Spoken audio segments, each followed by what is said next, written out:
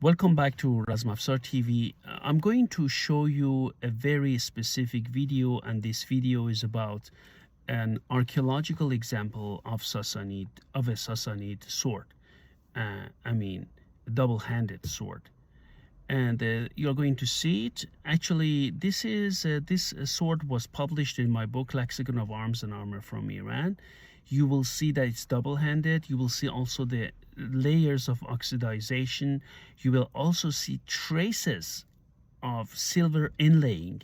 It's like lines, right, on it. I mean, if you restore it, it's going to look much better, but you will definitely see that. And also you see also traces of bronze, especially in the hand guard, one, not the discs but the hand guard. And it's double edged, and you will see it because I think close-up video. So I really thank the collector who cooperated with me. I'm going to show you many more swords, hopefully, after I did already cutting tests with two. So you will see more and more swords also in videos, not only in my books. Please note that I'm going to give general information on this double-handed sword, and if you need, I'm going not to talk about it. If you need more information about this, please consult my book Lexicon of Arms and Armor from Iran or Arms and Armor from Iran, and you will see more about this double-handed Sassanid sword. I wish you a nice day and enjoy the film, the short film on this Sassanid sword. Have a nice day.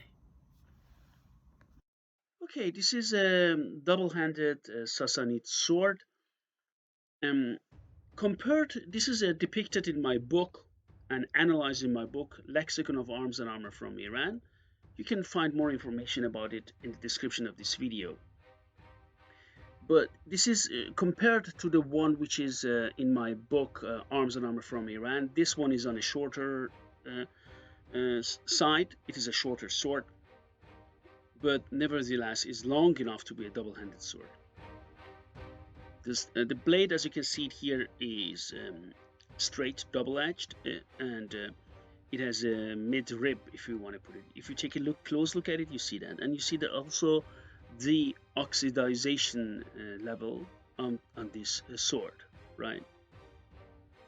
I cannot tell you if it is the original length. I assume it is because of the rounded tip, but you never know. In spite of the passage of time, it has still a solid blade and a healthy blade, healthy relatively, right? And this is the hand guard, which has like two circles in it and eyes, and is decorated with silver inlays. So is the disc in the middle. It has silver inlays, and also the handle has silver inlays. The disc on top is left undecorated. At least you cannot see any silver inlaying. It could be that the oxidization level is so high that you cannot distinguish any decoration there. Could be. And here you can see that again, the handle and also the first disc. You can easily put two hands even in this part, right? But normally one hand was put, my assumption is there, and the second hand, but you could put both of them here, right? Between the two discs is that long. But you can put the second hand here in the middle, right here, between the second disc and the hand guard. You see that the hand guard there? And as I said before, the blade has a mid-rib. Yes, the blade has a mid-rib and is double-edged. That's what makes this sword very, very interesting. Sassanid double-handed swords are quite rare. Most of them are single-handed. I have shown two types of them, earlier types and later types. And this one is one of those rare types which is double-handed.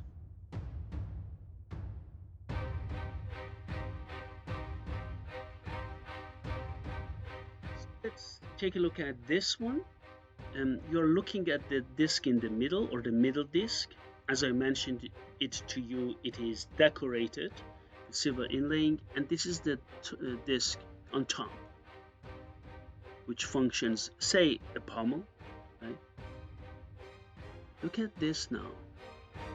You see that? Take a close look at the disc. You see here the level of oxidization and as well as decoration, right? See that here?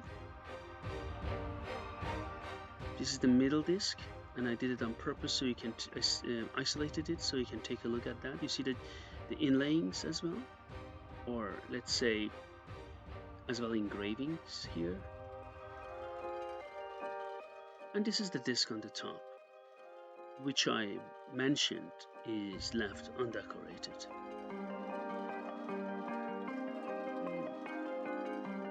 Restoring and keeping iron or early steel swords from earlier period is really not easy, especially when you go to Parthian or Sassanid eras, or even earlier eras like a Achaemenid period.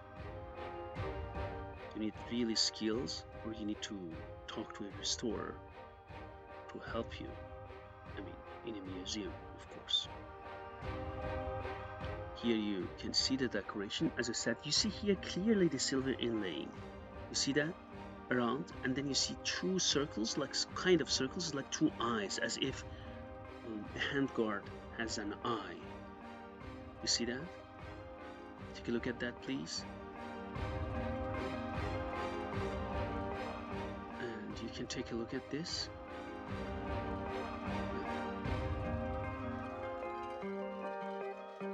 Which makes, I really love the handguard of this sword.